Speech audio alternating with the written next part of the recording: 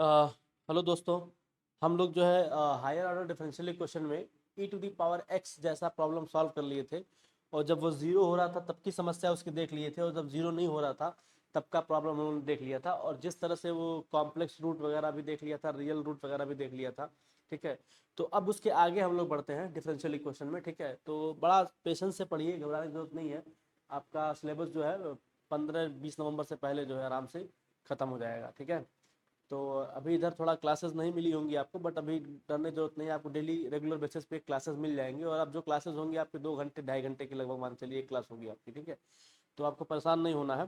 ठीक है, सिलेबस आपका पूरा कवर होगा, जैसे मैं पढ़ाता हूँ वैसे ही पूरा पढ़ाऊंगा, कुछ भी छोड़ने की जरूरत नहीं है। ठीक है, तो चलिए, चिंता करने की बात नहीं है। अब हम लोग जितना पढ़े थे, उम्मीद करते हैं कि कम से कम आपने उतना पढ़ा होगा और उतना क्वेश्चन की प्रैक्टिस जो है आपने कर रखी होगी।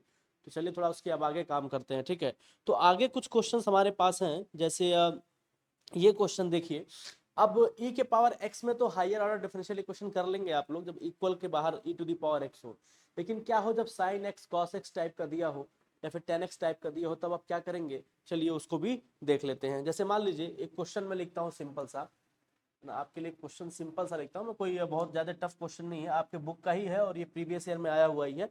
उसको लिखता हूँ d2y/dx² दे दिया है क्या आपका, देखिए d2y/dx² +3 dy/dx है ना, +3 dy/dx +2y क्या दे रखा है, +2y = sin 2x, जैसे दे रखा है आपको क्या, sin 2x। ठीक है ना, d2y/dx² +3 dy/dx +2y = sin 2x, आपको ये सिंपल जो है दे रखा है, तो इसी पर बस आपको काम करना है। ठीक है, चलिए हम लोग करते हैं। तो जैसे हम लोग पूरा निकालते हैं, ठीक है, जैसे हम लोग अपना निकालते हैं, सी एफ निकालते थे कॉम्प्लीमेंट्री फंक्शन, और पी आई निकालते थे, तो अपना सी एफ तो वैसे ही निकलेगा जैसे निकालते हैं, बस पी आई निकालने का मेथड जो है चेंज होता है अगर ई टू दी पावर एक्स होता है तो, और उसके बाद जो भी चीज़ें डिफरेंस होती हैं तो, है ना। तो आपको पता है कि कॉम्प्लीमेंट्री फंक्शन सी एफ जो होगा वो आप निकाल पाएंगे, इसको रिप्लेस कर देंगे किससे, इसको एम से रिप्लेस कर देते हैं आप, तो m² +3m +2 = 0। आपको ये बात पता है कि आप इसको ऐसे रिप्लेस कर देते हैं। हालांकि बहुत लोग पहले क्या करते हैं, डी में भी रिप्लेस करते हैं, तो आप चाहे डी में भी रिप्लेस कर सकते हैं, कोई दिक्कत की बात नहीं है। तो ये आपको कितना मिलेगा बताइए, d² y +3dy है ना +2y = आपको मिलेगा ये 0। अभी आप क्या करेंगे, यहाँ पे y सिंपली आप कॉमन ले सकते हैं, तो क्या मिलेगा आपके पास, देखिए d² है ना +3d +2, और एक ब्रैकेट में अगर आप इनक्लोज करते हैं y गिव्स 0। ठीक है, फर्दर आप इसको ऐसे लिख सकते हैं कुछ, है ना, d² +3d +2 = 0। ठीक है, अब इसको आप सिंपली सॉल्व करेंगे जैसे भी सॉल्व करते हैं। सी एफ निकालने का मेथड जो है आपका सेम है, कायदे से मुझे सिर्फ पी आई बताना चाहिए, बट मैं आपको सी एफ भी बता दे रहा हूँ। ठीक है, चलिए, तो अभी आप देखिए इसको सॉल्व करेंगे तो आपको क्या मिलेगा, यहाँ पे देख पाते हैं d² +2d +d +2 = 0। ठीक है, अभी यहाँ पे आप d कॉमन लीजिए तो क्या मिलेगा आपके पास, देखिए d +2 मिलेगा, +1 कॉमन लीजिए तो क्या मिलेगा आपके पास, देखिए d +2 = 0। फिर यहाँ से आपको क्या मिलेगा, d +2 इन वन ब्रैकेट, ठीक है, and d +1 in another bracket. What you will get now, अब आप इसको अलग अलग जीरो के अगर इक्वेट कर देते हैं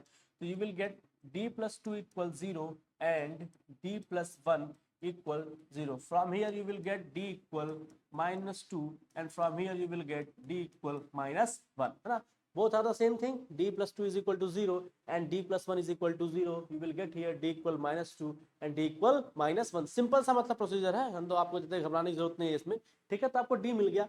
यहाँ आपको कुछ पता चल रहा है क्या, जो भी आपका इक्वेशन का रूट आया ना, जो भी आपका इक्वेशन का रूट आया है, मतलब यहाँ इसको हम m से रिप्लेस करते हैं, d को हम यहाँ पे d को m से रिप्लेस करते हैं, है ना, तो m = -2 और m = -1 मिलेगा। तो आप इसे लिख सकते हैं क्या, m1 = -2 एंड m2 = -1। यहाँ हम लोग क्या करते हैं, m से रिप्लेस कर देते हैं, मैंने नहीं किया है, बट आप चाहे तो यहाँ भी लाके लास्ट में भी आप m से रिप्लेस कर सकते हैं, कोई फर्क नहीं पड़ता। दोनों चीजें आपको पता होनी चाहिए, इसको ऐसे भी किया जा सकता है। ठीक है, पास समझ में आया। तो यहाँ से आपको m1 m2 दो रूट्स मिलते हैं, तो आपको पता चलता है दोनों रूट्स क्या है आपके, रियल है, बट बोथ आर अनइक्वल, है ना। दोनों रूट्स क्या है आपके, रियल है, लेकिन ये क्या है आपके, अनइक्वल है। सो आप यहाँ पे लिख पाएंगे क्या, तो यहाँ पे आप लिख पाएंगे क्या लिख पाएंगे, लिख पाएंगे आप C1 e⁻, ये लिखते हैं ना आप m1x, क्यों आप तो ये लिखते हैं ना भाई, y1 में मान लेता हूँ C1 m1x है ना, CF में लिख देता हूँ यहाँ पे ज़्यादा अच्छा रहेगा, है ना। चलिए तो यहाँ पे आपको जो CF मिलता है तो क्या लिखते हैं आप, C1 e⁻ m1x, ठीक है, प्लस C2 e⁻m2x। आपके बोर्ड एग्जाम में, आपके BT यूपी बोर्ड में ये वाला जो पोर्शन बता रहा हूं मैं, यहाँ तक ही ज्यादातर इंपॉर्टेंट माना जाता है। इसके बाद वाला जो आपका डिफरेंशियल इक्वेशन का थोड़ा सा जो पोर्शन है वो मे बी मे नॉट आ भी सकता है और नहीं भी आ सकता है, ठीक है। तो अगर वो आता है तो आप उसको ऑप्शनल में अगर बन जाता है तब तो अच्छी बात है, और उसको छोड़ के आप ऑप्शनल वाला बना लीजिएगा, ठीक है, क्योंकि उसमें गलत करने के चांसेस बहुत ज्यादा होते हैं, ठीक। लेकिन अगर इन केस आपको मजबूरी होती है कि नहीं यार मुझे यही बनाना ही पड़ेगा, then you are able to attempt, है ना, तो मैं कहूंगा तो आप उसको अटेम्प्ट कीजिएगा। अदरवाइज डिफरेंशियल इक्वेशन में जो यहाँ तक की प्रॉब्लम्स आएंगी आप उसको इजीली क्रैक कर पाएंगे, इजीली बना पाएंगे, आप करिए, ठीक है, बात समझ में आया, कोई दिक्कत की बात नहीं है। चलिए CF लिखते हैं यहाँ पे, तो आप CF लिखेंगे तो क्या मिलेगा आपको, CE-1x, ठीक है, प्लस C2 e⁻m2 की जगह क्या दे देंगे, -2। इसमें से आप M1 M2 किसी को ले सकते हैं, ऐसा नहीं कि मैंने M2 इसको लिया तो मैं M1 की जगह नहीं ले सकता, उससे कोई फर्क नहीं पड़ने वाला है ना। तो आप M1 M2 कुछ भी लिख सकते, मैंने M1 रखा है अपना कितना, -2, बट मैंने यहाँ M2 की जगह उसको लिख रखा है, तो घर वाले जो होते हैं मैं इसीलिए लिखा हूँ ताकि आपको पता रहे कि M1 M2 हम किसी को भी मान सकते हैं, ठीक है। तो ये अपना हो गया CF। अब आपको निकालना है PI, मतलब पर्टिकुलर इंटीग्रल निकालना है, विशेष फलन जिसको बोलते हैं। चलिए अब PI निकालते हैं ना, तो PI निकालने का क्या है, सेम वही प्रोसीजर है जैसा हमने पिछले में फॉलो किया था, है ना, but here we are going to use something different now, है ना। तो आप इस चीज को देखिए और जब मैं यूज करने जाऊंगा मैं आपको यही बता दूंगा, ठीक है, तो बेफिक्र होकर आप इस चीज को देखिए। चलिए देखिए अब आपको निकालना है PI, तो PI कैसे निकलता है भाई बता दो। PI निकालने का तरीका आपके पास वही है कि आप इसको रखते हैं और जो इधर वाला रहता है उसको रखते हैं ना, लेफ्ट साइड वाला, राइट हैंड साइड वाला और बटा लेफ्ट हैंड साइड वाला। तो राइट हैंड साइड आपका क्या है बताइए, sin 2x है, यस सर sin 2x है, तो राइट डाउन sin 2x लिख लीजिए आप, कोई दिक्कत की बात नहीं है ना, sin 2x जो है आप लिख लीजिए, यहाँ पे घबराने की बिल्कुल भी बात नहीं। नीचे डिवाइडेड बाई क्या था भाई, ये d² + 3d + 2 था सर, तो लिख लेते हैं इसको, d² + 3d + 2 था। तो सर यहाँ d की जगह क्या रखेंगे, यहाँ देखिए sin ax है, sin ax है, मैं लिख रहा हूँ sin ax, ठीक है, ठीक है, और यहाँ पे क्या दिया हुआ क्वेश्चन में, sin 2x दे रखा है ना। तो d² की जगह यहाँ आप रखेंगे, d² की जगह आप रखेंगे माइनस, है ना, -2, जो भी -a है ना, -a रखेंगे, मतलब आप समझ लीजिए कि d की जगह आप क्या रखेंगे, -a रखेंगे, लेकिन वो माइनस जो होगा आपका बाहर होगा, ठीक है। d की जगह आप क्या रखने वाले हैं, d की जगह आप रखने वाले हैं -a, मतलब ये जो x का कोफिशिएंट होगा, तो यहाँ पे x का कोफिशिएंट क्या है, 2 है, -a रखेंगे, लेकिन ये a जो है अलग होगा, तो अगर d² होगा तो वहां आप क्या रखेंगे, -a का स्क्वायर, सिर्फ a का स्क्वायर होगा, ये माइनस का स्क्वायर नहीं होगा। तो यहाँ पे साइन ax है, ऐसे ही cos ax के लिए भी सेम करेंगे, है ना, अगर साइन ax हो या फिर cos ax दिया होता तो भी उसके लिए भी हम क्या करते हैं, सेम करते भाई, सेम ही काम करेंगे, ठीक है ना, cos ax हो या फिर sin ax हो, ठीक है, बात समझ में आ रहा है मैं क्या करना चाह रहा हूँ, या फिर sin² x हो, उन सभी के लिए क्या करेंगे, हम एक ही काम करेंगे जो यहाँ पे हम कर रहे हैं, ठीक है। तो यहाँ d को रिप्लेस करेंगे किससे, -a से, ये जो x का कोफिशिएंट है साइन थीटा की जगह पे जो ax लिखा है, उस x का जो कोफिशिएंट है वो ये है माइनस, जब d² करेंगे तो माइनस का स्क्वायर नहीं करेंगे, याद रखिएगा, ये बहुत कॉम्प्लिकेटेड चीज है, यहाँ पे इसको आप नोट करके लिख लीजिएगा कि d² को हमेशा आप रखेंगे -a का स्क्वायर। यहाँ पे देखिए कितना है, अभी रख के देखते हैं, चलिए इसको रख के देखते हैं, तो यहाँ पे d की जगह रखते हैं, जैसे ये अपना f(d) दिया हुआ है, f(d) कितना दिया हुआ है, ये दिया हुआ है, क्योंकि चेक करना पड़ता है ना, कहीं जीरो तो नहीं है ये, क्यों चेक करते हो कि नहीं करते हो, हाँ करते हैं सर। तो यहाँ f(a) रखो, तो f(a) रखोगे, इसी में रखोगे d² + 3d + 2, तो a की जगह क्या रखना है बताओ, -2 रखना है ना, तो -2 रखोगे, लेकिन कैसे रखोगे, माइनस ये जो है तुम्हारा बाहर रहेगा, मतलब नेगेटिव साइन तुम्हारा बाहर रहेगा, ये रखोगे ऐसे, ठीक है ना, अब बात समझ में आया, ठीक है। यहाँ पे क्या रखोगे, -2 का स्क्वायर हो जाएगा, ठीक है, +3 × है ना, -2 हो जाएगा, +2, याद रहे माइनस का स्क्वायर नहीं करना, सिर्फ कोफिशिएंट का स्क्वायर करना, -2 का 4 कितना होगा, 4 हो गया,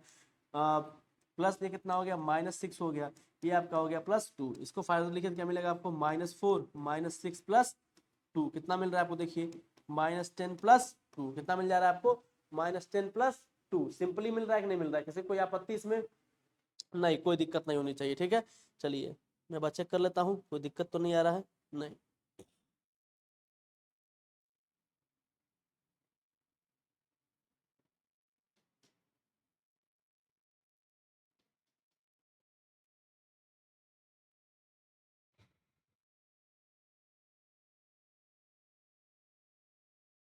ठीक है।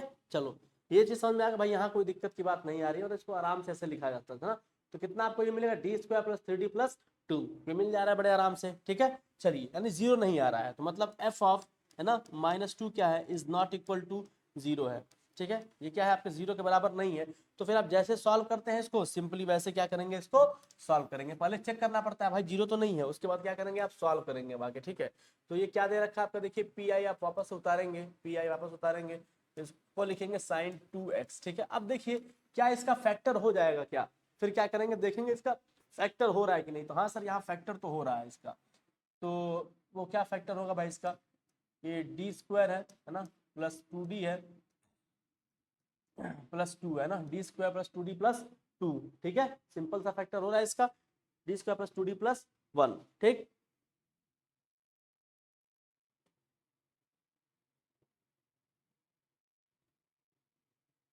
ठीक है, ये फैक्टर हो जा रहा है आपका।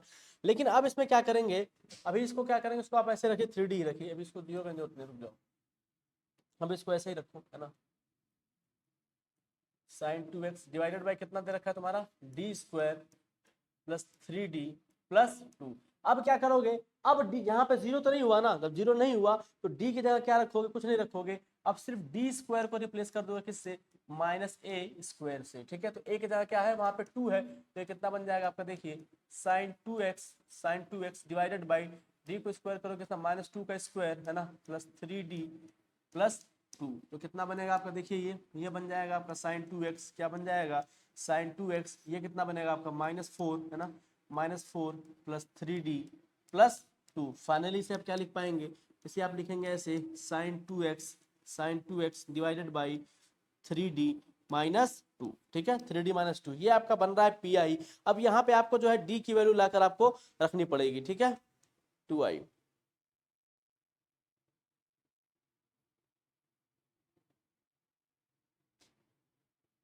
ठीक, ये बन गया आपका 3d -2। अब क्या करेंगे यहाँ पे भाई, अब इसको रेशनलाइज कर लेते हैं, डी की वैल्यू रखने से पहले रेशनलाइज कर लिया जाए, देखते हैं क्या मिलता है। 2x ये बन गया। अब यहाँ पे आप क्या लिख सकते हैं इसको, 3d+2 क्या लिख सकते हैं इसको, देखिए आप 3d+2 से ऊपर नीचे क्या करिए, मल्टीप्लाई कर दिए और डिवाइड कर दिए ना, 3d-2, और ये क्या बन जाएगा आपका 3d+2। ठीक है ना, 3d+2 ये बन जाएगा आपका। ठीक है, ठीक सिंपल सी बात है, इसको आपने मल्टीप्लाई कर लिया और यहाँ पे डिवाइड कर लिया, क्या करके आपने वो सीधे नहीं ऊपर नीचे जो है आपने मल्टीप्लाई किया और डिवाइड किया। ठीक है, बस इतना ही करना है इसमें। उसके बाद क्या करेंगे भाई, उसको इसको सॉल्व करेंगे और क्या करेंगे, चलिए इसको सॉल्व करते हैं थोड़ा और। तो कितना मिलेगा आपको पी आई, देखिए आपका पी आई कितना मिल रहा है, साइन 3d+2 है, कितना है 3d+2 डिवाइडेड बाई 3d-2। ऐसा जानबूझ के करते हैं, कोई दिक्कत नहीं है, ताकि नीचे वाली चीज को हम लोग क्या कर सके, हटा सके। यहाँ पे डी आ रहा था ना, यहाँ पे डी आ रहा था, क्योंकि अब डी के वैल्यू -2 तो रखना नहीं, तो डी को हटा के डी स्क्वायर लाना पड़ेगा ना, डी स्क्वायर का टर्म लाना पड़ेगा, इसलिए ऐसा किया जा रहा है। ठीक है, तो आप बस देखते जाइए प्रोसीजर क्या है, कैसे कर रहे हैं, एग्जाम में आपको सेम यही चीज करनी है। यहाँ पे क्या लिखा है आपका, देखिए sin 2 of x। ठीक है, चलिए ये आप लिख पाएंगे इसको, P I equal to 3d+2 है ना, यहाँ मैं लिख देता हूँ इसको sin 2x। कोई दिक्कत किसी को, नहीं सर कोई दिक्कत नहीं है, sin 2x। इसे आप क्या लिख पाएंगे, देखिए एक ब्रैकेट में a प्लस बी, एक ब्रैकेट में a - b, तो कितना बन जाएगा आपका 9d² - 4। ठीक है, 9d² - 4 बन गया आपका, क्योंकि अपने को देखो डी स्क्वायर को ही लाना था, वहां से डी के टर्म को हटाना था, इस वजह से रेशनलाइज करना पड़ा है, इसको क्या करना पड़ा है, रेशनलाइज करना पड़ा है। ठीक है, अभी मैं वापस से समझा दूंगा इसको मैं क्या किया हूँ, थोड़ा ये कॉम्प्लिकेटेड होता है, थोड़ा ध्यान से समझिएगा। 3d+2, मैं इसको हर चीज आपको बता रहा हूँ कि यहाँ पे मैंने ऐसा क्यों किया। ठीक है, अब यहाँ पे आप क्या करेंगे, जो डी स्क्वायर की वैल्यू था आप ला कर रखेंगे, मतलब सिर्फ आप 2 का स्क्वायर करेंगे, बाकी का स्क्वायर आप नहीं करने वाले ना, माइनस का स्क्वायर नहीं करते हैं, आप इस बात का ध्यान रखिएगा। ये कितना बन जाएगा आपका, देखिए 3d+2, ये काफी लंबा होता है, इसको बड़े आराम से सीखिए और समझिए। ठीक है, डिवाइडेड बाई ये 9 आपका कितना हो जाएगा, -9, और 2 का स्क्वायर कितना हो गया 4 -4। इस नेगेटिव का स्क्वायर नहीं करेंगे, जो -d² को जो हम -a² लिखते हैं, वहां सिर्फ a का स्क्वायर करते हैं। ठीक है, a का स्क्वायर करके उसके आगे माइनस लगा देते हैं ना, -36 -40 है, माइनस कितना हो जाएगा 40 हो जाएगा। ये तो कुछ आपको ऐसे दिखेगा, ये देखिए 3d+2 sin 2x, 3d+2 sin 2x divided by 9 चौका 36 -4 -40, कितना हो गया आपका ये -40। ये आपका हो गया पी आई, क्या हो गया आपका ये पी आई। तो पी आई इक्वल टू, अब आप क्या लिख पाएंगे, देखिए इसको मल्टीप्लाई कर दीजिए तो कितना मिलेगा आपको, देखिए 3d sin 2x क्या मिलेगा आपको, 3d sin 2x divided by -40। मैं अलग अलग कर दे रहा हूँ इसको। ठीक है, plus 2 sine 2x plus 2 sine 2x divided by -40। मैंने अलग अलग कर दिया।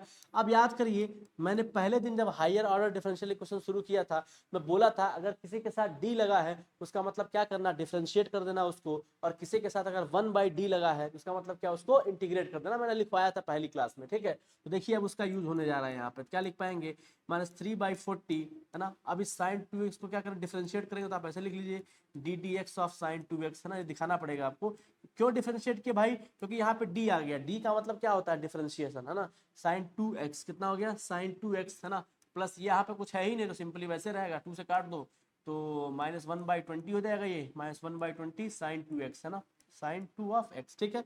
अब फर्दर आप क्या लिख पाएंगे, देखिए इसको डिफरेंशिएट करेंगे कितना मिलेगा आपको, -6/40, है ना, cos 2x, है ना, cos 2x। यहाँ 6 कैसे हो गया सर, cos 2x इंटू 2 होगा, उस 2 को मैंने यहाँ पे मल्टीप्लाई करके डायरेक्ट लिख दिया है, ठीक है। cos 2x ये कितना मिल गया आपको, -1/20 साइन 2x, ठीक है। तो आपको ये मिल गया पी। ये पूरा जो आपको मिल गया है पी। जब आप कंप्लीट फंक्शन लिखेंगे यानी अभिष्ट हल लिखेंगे, टोटल सोल्यूशन लिखेंगे, तो आप क्या लिखेंगे, टोटल सोल्यूशन। यहाँ पे क्या लिखेंगे आप बताइए, टोटल सोल्यूशन, ठीक है। टोटल सोल्यूशन आप लिखेंगे, वो क्या लिखेंगे आप, कॉम्प्लीमेंट्री फंक्शन, है ना, प्लस पर्टिकुलर इंटीग्रल, ठीक है।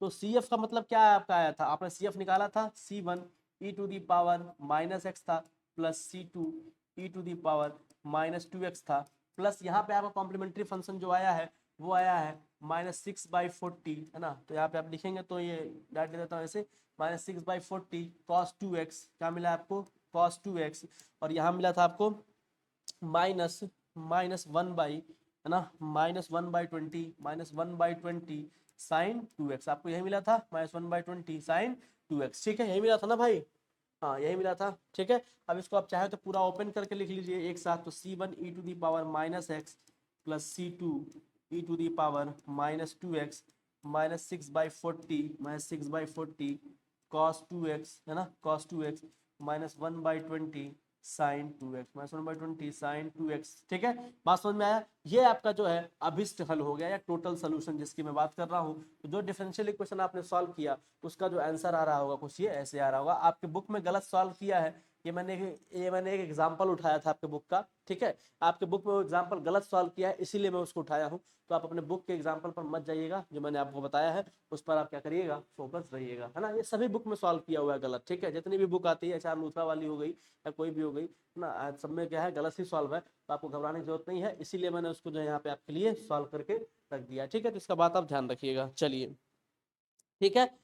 चलिए तो उम्मीद करते हैं चीजें आपको क्लियर हो गई होंगी भाई। चलिए एक क्वेश्चन हम और करते हैं इस पे, तो मैं इसको आपको एक बार पूरा बता देता हूँ वापस से। देखिए जब भी हमारे पास e⁻x रहता था तो हम बड़े आराम से उसको कर लेते थे, जो प्रोसीजर अपना पिछले वाला था। लेकिन तब क्या होगा, जब sin x cos x जैसा टर्म या फिर tan x जैसा टर्म आएगा, तब हम क्या करेंगे, उस दशा में आप देखिए, उस दशा में आप बड़ा ध्यान से देखिएगा, जो मैं आपको बताने जा रहा हूँ बड़ी बारीकी से समझिएगा, ठीक है। और चीजों को जो है आप ध्यान से देखते हुए जाइएगा। जैसे मान लीजिए आपका यही है, ठीक है ना।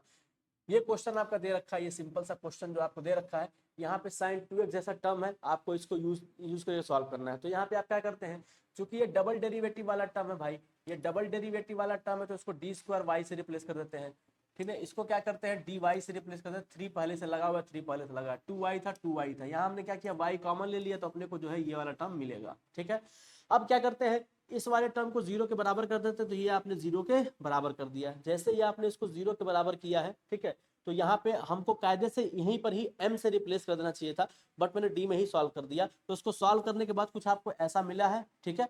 फिर आपने यहाँ से d की वैल्यू निकाली, एक बार आपने किसको 0 के बराबर किया, एक बार आपने इसको 0 के बराबर किया और एक बार आपने इसको 0 के बराबर किया, तो आपको d की 2 वैल्यू निकल के आई। अब मैंने यहाँ पर ही d को m से रिप्लेस कर दिया, तो अपने को ये वाली वैल्यू जो है m1 m2 निकल के आई। अब इसमें से लिखते वक्त कंप्लीट फंक्शन आपको पता है कि जब भी रियल रूट्स आते हैं और अनइक्वल आते हैं, तो हम क्या करते हैं, कंप्लीट फंक्शन कुछ जो है ऐसा लिखते हैं ना। कंप्लीट फंक्शन जो है कुछ हम लोग क्या करते हैं, ऐसा लिखते हैं, C1 e⁻m1x + C2 e⁻m2x। But here क्या है कि अभी के अपने पास m1 m2 की वैल्यू पता है, यहाँ पे आप m1 की जगह कुछ भी रख सकते हैं, m2 की जगह कुछ भी, मतलब इनमें से m1 m2 आप किसी को भी मान सकते हैं, कोई फर्क पड़ने वाला नहीं है। उसके बाद जैसे ही हम आगे बढ़ते हैं तो हम चेक करते हैं कहीं भाई ये 0 तो नहीं हो रहा, है ना। d² रख के देख ले भाई, कहीं 0 ना हो रहा हो, वो क्या पता 0 हो जाए। तो हमने d² रख के देखा, d² को -4 रख कर देखा, कायदे से देखा, तो 0 नहीं हो रहा है ना।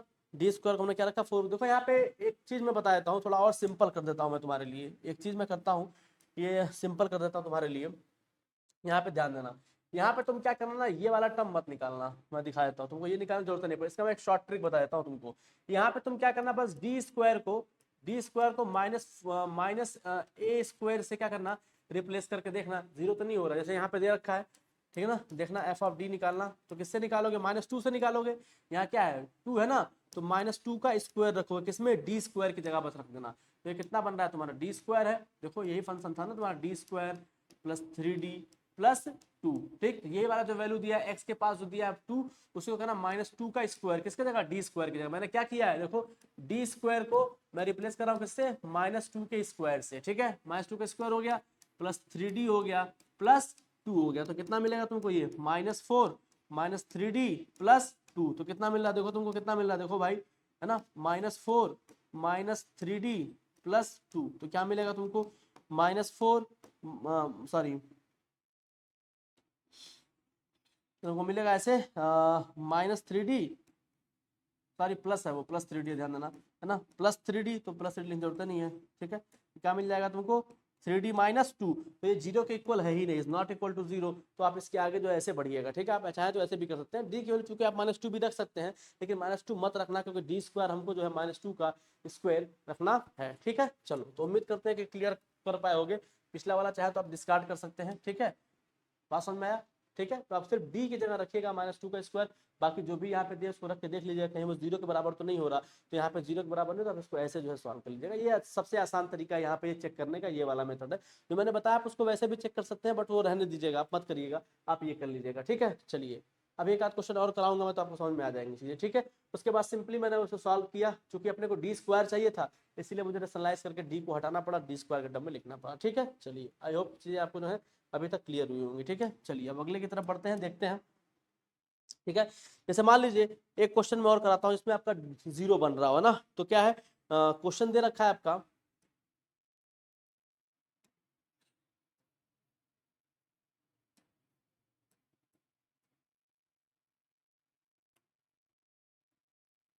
d² बाई dx², है ना, plus 4y plus 4y equal to e के power x plus sine 2x, e के power x plus sine 2x, e के power x plus sine 2x। ले भाई, ये सिंपल सी बात है, इसको चलो कर लेते हैं ना। देखो जरा, अभी कुछ नहीं करना, सिंपली इसको करना है कंप्लीट फंक्शन निकालना। CF निकालते हैं पहले, CF कैसे, कॉम्प्लीमेंट्री फंक्शन। इसको रिप्लेस करो किससे, d², ये कितना बन जाएगा, d² y बनेगा। मैंने बोला था y लगाओ चाहे ना लगाओ, प्लस ये कितना बना तुम्हारा 4y। अब क्या करोगे, इसको 0 के इक्वेट कर दोगे, क्या मिलेगा तुमको, देखो सिंपली y तुमने कॉमन लिया, क्या मिला तुमको, d² प्लस 4 इक्वल 0। वाई को 0 के बराबर करोगे तो फंक्शन मिल जाएगा, क्या मिलेगा तुमको, d² प्लस 4 इक्वल 0। कोई आपत्ति किसी को यहाँ तक, नहीं सर कोई दिक्कत की बात, चलो अच्छी बात है, और कोई दिक्कत है तो अच्छी बात ही है। d² प्लस 4 इक्वल टू 0, ठीक है, ये मिल गया अपने को। अब इसको रिप्लेस कर दो किससे, d को m से रिप्लेस कर देते हैं, तो m² प्लस 4 इक्वल 0। यहाँ से आपको मिलेगा m² की वैल्यू आपको मिलेगी -4, यहाँ से m आप पाइएगा क्या, +-2i, क्या पाइएगा, +-2i, आयोटा में आप पाइएगा आंसर। ठीक है, तो यहाँ से जो m निकल के आएगा, m1 कितना बनेगा आपका +2i, और m2 क्या बनेगा, देखिए आपका m2 जो बनेगा -2i। यहाँ पे देखिए बीटा की वैल्यू है, बट अल्फा क्या है 0, क्योंकि आपके रूट्स कैसे आ रहे हैं, यहाँ पे कॉम्प्लेक्स आ रहे हैं। कॉम्प्लेक्स रूट्स का मतलब क्या होता है, m1 इक्वल टू कितना, अल्फा प्लस आई बीटा, क्यों भाई, है ना। और m2 का मतलब क्या होता है बताओ, अल्फा माइनस आई बीटा। तो यहाँ पे अल्फा की वैल्यू क्या दिख रही है आपको, m1 में 0 दिख रही है, क्योंकि सिर्फ आई वाला टर्म आया है, अल्फा तो आया नहीं। तो यहाँ पे अल्फा कितना है अपना, तो अपने क्वेश्चन में जो m1 आया था वो आया है कितना, 0 प्लस आई इंटू 2, और m2 आया है आपका कितना, 0 माइनस आई इंटू 2। लिख सकते हैं आप, नहीं लिख सकते बताइए, 2i माइनस 2i को ऐसे लिख सकते, नहीं लिख सकते हैं। तो अल्फा की जो वैल्यू अपने रूट्स में आई है वो कितनी आई है, 0 आई है। और बीटा की जो वैल्यू अगर कंपेयर कर लें यहाँ से m1 m2 से ना, तो बीटा की जो वैल्यू आई कितनी आई आपकी, 2 आई है, क्योंकि प्लस माइनस वहां लगाते नहीं है, सिर्फ बीटा की वैल्यू क्या आई आपकी 2 आई है, अल्फा 0 बीटा 2। तो जब आपका कॉम्प्लेक्स रूट रहता है तो आप क्या लिखते हैं बताइए, कंप्लीट फंक्शन। जब आपका कॉम्प्लेक्स रूट रहता है तो आप क्या लिखते हैं फंक्शन, बताइए, बताओ भाई, e to the power alpha x, है ना, फिर क्या लिखते हैं आप, C1 cos बीटा x, क्या लिखते हैं आप, देखिए C1, अरे क्या लिखते हो, ये नहीं लिखते हो भाई, C1 cos beta x plus C2 cos beta x, है ना, ये तो लिखते हो, C1 cos बीटा x, है ना, plus C2 sin beta x। क्यों भाई, अगर याद नहीं तो याद कर लो इसको, ठीक है। तो यहाँ पे अपना CF क्या मिल जाएगा, देखो अल्फा की वैल्यू 0 है तो 0x हो जाएगा, C1 की वैल्यू C1 ही रहेगी, cos बीटा की वैल्यू कितनी बताओ 2 है, तो cos 2x plus C2 sin 2x plus C2 sin 2x। कोई दिक्कत यहाँ तक, सिंपल सी बात है, C1 cos 2x plus C2 sin 2x, ठीक है। तुमको CF मिल गया, तुम्हारा काम तो हो गया। तो CF फाइनलाइज लिख लो, ये e के पावर 0 मतलब 1 हो जाएगा, तो मिलेगा तुमको C1 cos alpha x plus C2 sin beta x, ठीक है। तुम्हारा ये हो गया CF, है ना। कॉम्प्लीमेंट्री फंक्शन जो आपके हैं वो आपके सिंपली जो है निकल के यहाँ पे आ गया CF, ठीक है। अभी आपको क्या चाहिए, अभी आपको चाहिए क्या, PI ना, पर्टिकुलर इंटीग्रल चाहिए। चलिए पर्टिकुलर इंटीग्रल को निकाल लेते हैं। जैसे ही आप PI कैलकुलेट करेंगे तो आपको मैंने क्या बताया था PI के लिए, कि जो लेफ्ट हैंड साइड होगा, सॉरी जो राइट हैंड साइड है वो value divided by left hand side वाली वैल्यू, ठीक है। तो राइट हैंड साइड में क्या दे रखा है आपका e to the power x plus क्या दे रहा है, sin 2x है ना। साइन देखो sin 2x हो, sin 3x हो, साइन स्क्वायर एक्स हो, है ना, तो घबराने की जरूरत नहीं है, सारी चीजें आप सेम वही प्रोसीजर रखेंगे। डी स्क्वायर को आप माइनस ए के स्क्वायर से रिप्लेस करेंगे, बस याद रखिएगा ए का ही आप स्क्वायर करेंगे, माइनस का नहीं, ठीक है। चलिए तो आप डिवाइडेड बाई कितना था आपको बताओ भाई, D square plus D square plus 4, आपका यही था कि यही था। तो यहाँ से अगर आप पी आई कैलकुलेट करते हैं तो पी आई आपको क्या मिलेगा, e to the power x plus sine 2x, e to the power x plus sine 2x divided by D square plus 4, ठीक है। चलो अभी मैंने आपको क्या सिखाया था, अब चूंकि यहाँ देखो पी आई 2 मिल रहा है अपने को, e के पावर x के टर्म में मिल रहा है, साइन के टर्म में मिल रहा है, तो e के पावर x वाले के साथ ले लो एक को और साइन वाले को एक को, और जैसे सॉल्व करते थे e to the power x वाला वैसे सॉल्व करो, और जैसे सॉल्व करते हैं साइन 2x वाला वैसे सॉल्व करते हैं। चलिए तो पी आई को हम क्या करेंगे, यहाँ पे दो पार्ट में बड़े आराम से ब्रेक कर पाएंगे, e to the power x plus D square plus 4, है ना, प्लस यहाँ पे आप देखिए क्या ब्रेक करेंगे इसको, साइन 2x को sine 2x divided by D square plus 4, है ना, डी स्क्वायर प्लस 4। अभी देखिए सिंपल सा काम ये करना है, यहाँ पे सिंपल सा काम ये करना है, e के पावर x होता है, यहाँ पे कितना रखेंगे 1, डी की जगह क्या रखेंगे 1, यहाँ पे आपको पी आई कितना मिलेगा, देखिए अभी मैं क्या बांट देता हूँ इसको PI1, इसको मैं कह देता हूँ PI1 और इसको मैं मान लेता हूँ PI2, है ना, PI2 मान लेता हूँ ना। दो पार्ट में मैंने PI को ब्रेक कर लिया, इसका नाम दे दिया मैंने PI1 और इसका नाम दे दिया मैंने PI2। चलिए पहले PI1 को निकाल लेते हैं। PI1 को अगर मैं निकालूं तो क्या है अपने पास, देखो e to the power x plus D square plus 4। मैंने आपको क्या बताया था, यहाँ पे e के पावर ax होता है, यहाँ पे a की जगह क्या है 1 है भाई, x का कोफिशिएंट e के पावर ax होता है ना। अरे पिछले क्लास में बताया तो था भाई, e to the power ax, x का कोफिशिएंट क्या होता है अपना a, तो यहाँ पे x का कोफिशिएंट क्या दिख रहा है, सिंपली 1 दिख रहा है, तो d की जगह आप क्या करेंगे 1 को लाके पुट कर देंगे, ठीक है। तो PI1 की जो वैल्यू है आपकी सिंपली निकल के आ जाएगी क्या, e to the power x upon ये 1 का square plus 4, what you will get PI1 equal e to the power x divided by 5, है ना। तो PI1 तो आपने निकाल लिया, अभी आपका काम क्या है PI2 को निकाला ना। अभी आपने क्या निकाला PI1 निकाला, लेकिन अभी आपका जो काम है वो काम है कि आप PI2 भी निकालना है। तो चलिए PI1 हम क्या करते हैं बड़े आराम से निकालते हैं, तो निकाल लिया। अब PI2 निकालते हैं, तो PI2 निकालने का प्रोसीजर क्या है भाई, सेम PI2 आप पहले लिखिए है क्या, वो क्या दिया है साइन 2x, है ना, divided by D square plus 4। अब आपका काम क्या है, इस वाले फंक्शन को आप लिखिए जो एफ ऑफ डी दे रखा है, मैंने आपसे क्या कहा एफ ऑफ डी लिखिए डी स्क्वायर प्लस 4। अगर यहाँ पे डी होता तो भी सिर्फ सब लिख लेते, लेकिन डी स्क्वायर की जगह ही सिर्फ आप क्या करेंगे माइनस ए का स्क्वायर, यहाँ पे ए की जगह पे क्या है, तो डी स्क्वायर को आप किससे रिप्लेस करेंगे -2 के स्क्वायर से। तो एफ ऑफ डी देखिए आपका क्या मिलता है, तो -2 का स्क्वायर प्लस 4, ठीक है। तो सिर्फ 2 का स्क्वायर करना है, माइनस करें तो 2 का स्क्वायर करेंगे 4 प्लस 4, ये कितना मिल गया आपको 0 मिल गया। अब 0 मिलने का क्या मतलब, मैंने क्या कहा था, जब भी 0 मिल जाए तो अपने पास से आप क्या करेंगे बताइए, जब भी 0 मिल जाए तो मैंने क्या कहा था कि जो भी फंक्शन दिया है उसको आप क्या करेंगे डिफरेंशिएट करेंगे, नीचे एफ ऑफ डी जो भी होगा उसको आप डिफरेंशिएट करेंगे। तो चलिए यहाँ पे आप एफ प्राइम डी निकालिए, जब भी आप एफ ऑफ डी को डिफरेंशिएट करेंगे, ये आपका एफ ऑफ डी था, जब आप एफ प्राइम डी निकालेंगे तो क्या मिलेगा आपको बताइए, 2D मिलेगा कि नहीं मिलेगा बताओ, मतलब मिलेगा ना 2D, तो एफ प्राइम डी मिल गया आपको 2D। तो जो आपका PI2 है वो क्या बन जाएगा, आप क्या करते हैं एक x से मल्टीप्लाई कर देते हैं, अपने पास से x से मल्टीप्लाई कर देते हैं,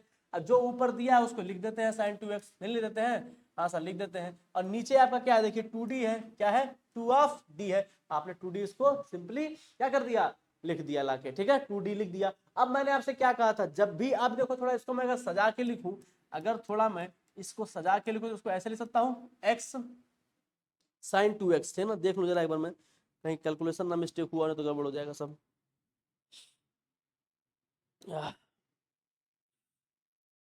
ठीक है,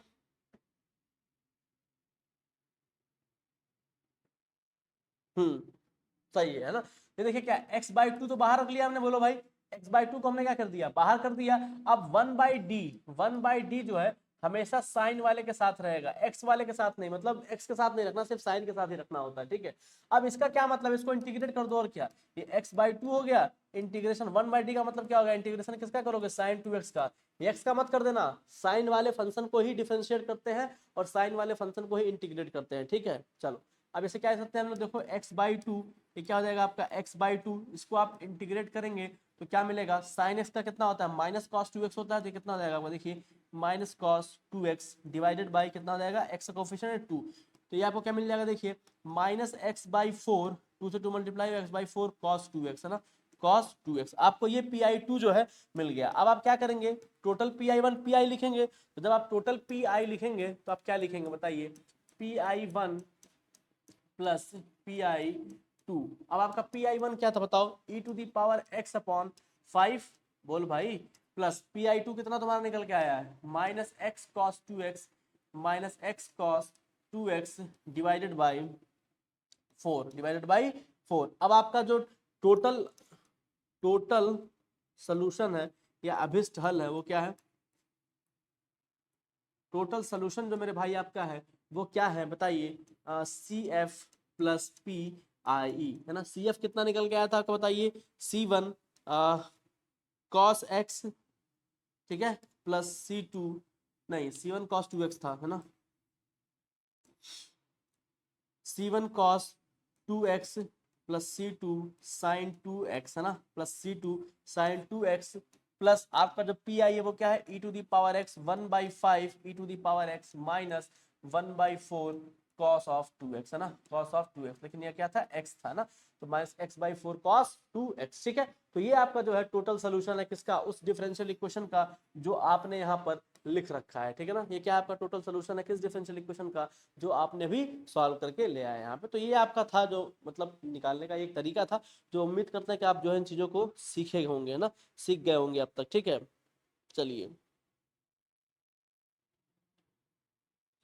ऐसे ही आप अब इन चीजों को जो है मैं एक बार क्या करता हूँ समराइज कर, जो मैंने अभी तक बताया आपको उसको मैं क्या करता हूँ एक बार वापस से रिपीट कर देता हूँ, ताकि आपको ये चीज क्या हो एकदम समझ में आ जाए, ठीक है, कोई दिक्कत की बात ही ना हो इसमें।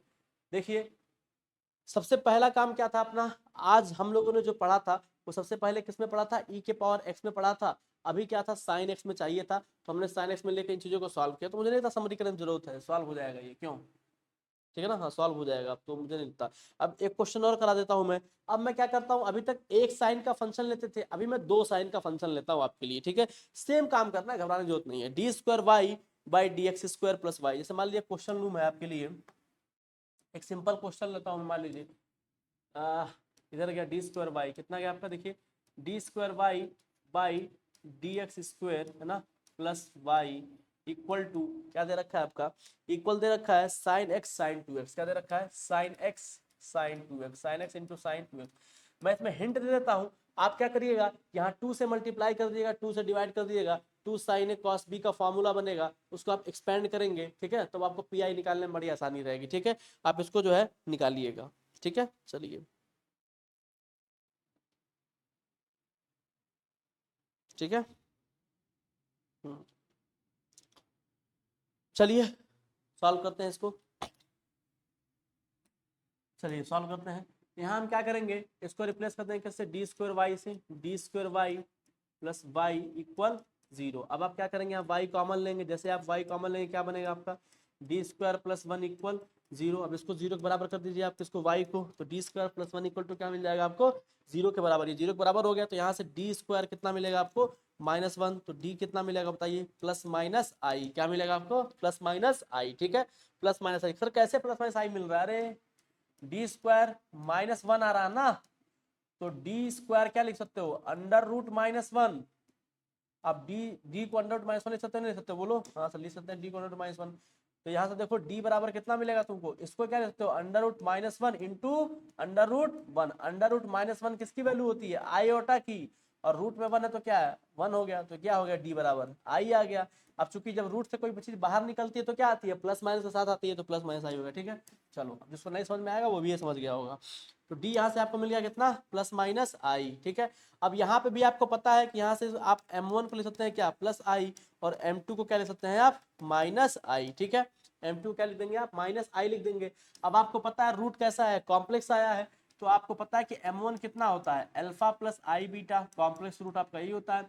और m2 कितना होता है आपका बताइए, अल्फा माइनस आई बीटा। अब आप अपने m1 को देखिए क्या लिख सकते हैं, खाली आई आयोटा दिया हुआ है तो क्या लिख सकते हैं इसको, जीरो प्लस आई, और m2 को आप क्या लिख सकते हैं बताइए, zero minus i, zero minus i, zero plus i और जीरो माइनस आई। बात समझ में आया, zero plus i divided by zero plus i और जीरो माइनस आई, आपका ये m1 और आपको ये जो है m2 मिल गया यहाँ से। चलिए अब यहाँ पे देखिए, अब आप क्या लिखेंगे, कंप्लीट फंक्शंस y लिखेंगे अपना, मैं यहाँ पे CF लिख देता हूँ। वही सेम बात है भाई जो अभी कुछ देर पहले लिखे थे, CF कितना मिल गया तुमको, e to the power alpha x, मैं बार बार फार्मूला लिख रहा हूँ ताकि आपको समझ में आ जाए, है ना, cos beta x C1 cos beta x plus C2 sign beta x, है ना, plus C2 sign beta x. ठीक है दोस्त, अब यहाँ से जो आपको CF मिलेगा वो क्या मिलेगा, e to the power zero, C1 कितना है आपको बताइए, C1 ही रहेगा, कॉस ये कितना हो जाएगा, कॉस एक्स हो जाएगा, बीटा की वैल्यू वन है ना, बीटा की वैल्यू आप यहाँ से देख पाएंगे, तो बीटा की वैल्यू कितनी आपको मिल रही है बताइए, वन। अगर आप अपने क्वेश्चन से m1 और m2 को कंपेयर करें तो अल्फा बराबर क्या आएगा, जीरो, और बीटा बराबर क्या आएगा बताओ, वन। ठीक है, तो C2 साइन एक्स, है ना, C2 साइन एक्स, आपको ये मिल गया CF। अब आपका जो मेन काम है वो मेन काम है PI निकालना, है ना, लेट्स डू हियर। अब PI निकालते हैं भाई, तो PI को आप क्या लिखेंगे बताइए, PI मतलब जो बाहर लिखा हुआ है कितना लिखा हुआ है, साइन एक्स क्या दिया हुआ है, sign x into sine two x, sign two x divided by कितना है भाई, डी स्क्वायर प्लस वाई, क्या करोगे, डी स्क्वायर प्लस वन, है ना, डी स्क्वायर प्लस वन से डिवाइड करोगे।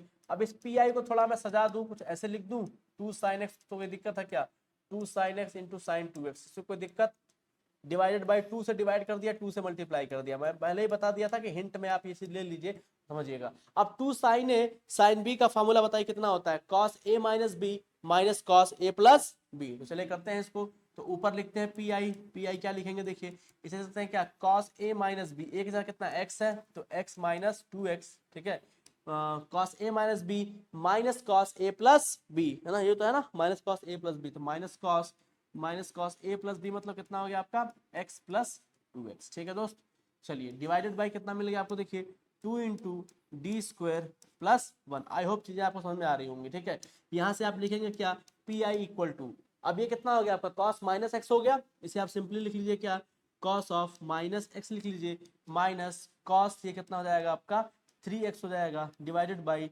Two into D square plus one. ठीक है, अब cos माइनस एक्स कितना मतलब cos माइनस थीटा है ये, तो cos थीटा ही रहेगा, तो यहाँ आप अनदर PI वापस लिख सकते हैं, इसको प्लस में लिख सकते हैं क्या, cos x, है ना, minus cos 3x divided by two into D square plus one. ठीक है, two into D square plus one. ठीक है, अब मुझे नहीं लगता कि यहाँ तक कोई प्रॉब्लम होगी, जैसे आप अभी तक सॉल्व करते हैं चीजों को, सेम वैसे ही क्या करेंगे आप सॉल्व, जैसे आपने अभी तक सॉल्व किया है सेम आप क्या करेंगे, वैसे ही अभी भी क्या करेंगे आप सॉल्व करेंगे। चलिए करते हैं, इधर गया भाई डी स्क्वायर प्लस वन। अभी आप क्या करेंगे, अपने PI को वापस से लिखेंगे, जो आपका PI था कितना था भाई बता दो, cos x था, उसको अलग अलग ब्रेक कर दो, cos x divided by D square plus one, two के साथ है ना, तो टू के साथ है ना, प्लस माइनस था, ये कितना हो जाएगा तुम्हारा, cos 3x डिवाइडेड बाई कितना हो जाएगा तुम्हारा, two into D square plus one, तुम्हारा ये एक PI बन गया। ठीक है ना, अब वही काम करते हैं, इसको ब्रेक कर देते हैं किसमें, PI1 में, है ना, तो कोई दिक्कत है क्या, इसको ब्रेक कर दिया PI1 में, इसको ब्रेक कर देते हैं किसमें, PI2 में, बाद में दोनों लिख ले घटा के लिख लेंगे, है ना। तो चलो अब यहाँ पे PI1 को सॉल्व करते हैं, अब एक के साथ सॉल्व करने में दिक्कत होती, जे हमारे हम क्या करते हैं PI1 को सॉल्व कर लेते हैं, हालांकि मैं एक ही में सॉल्व कर सकता हूँ, बट अलग अलग करने में क्या ही बुराई है ना। PI1 लिखिए कितना हो जाएगा आपका, cos x divided by D square plus one. अब इस वन बाई टू को आप चाहे तो बाहर निकाल सकते हैं, एक काम करता हूँ मैं इसको कुछ ऐसे लिख देता हूँ, रुक जाओ अभी मैं, चलो, ओहो क्या कर दिया मैं, चलो एक लाइन और लिख देते हैं, कोई दिक्कत की बात नहीं है। पी आई को मैं लिख देता हूँ, देखो क्या एक लाइन में और लिख देता हूँ, कोई बुराई नहीं है, ठीक है। पी आई को मैं यहाँ पे क्या करता हूँ, 1/2 सबके पास है, 1/2 कॉमन ले लेता हूँ, ठीक है। चल भाई ये सही है ना। cos x डिवाइडेड बाई कितना मिलेगा तुमको, देखो डी स्क्वायर प्लस 1 मिल गया, माइनस ये कितना मिल गया तुमको, देखो भाई cos 3x divided by D square plus 1, D square plus 1।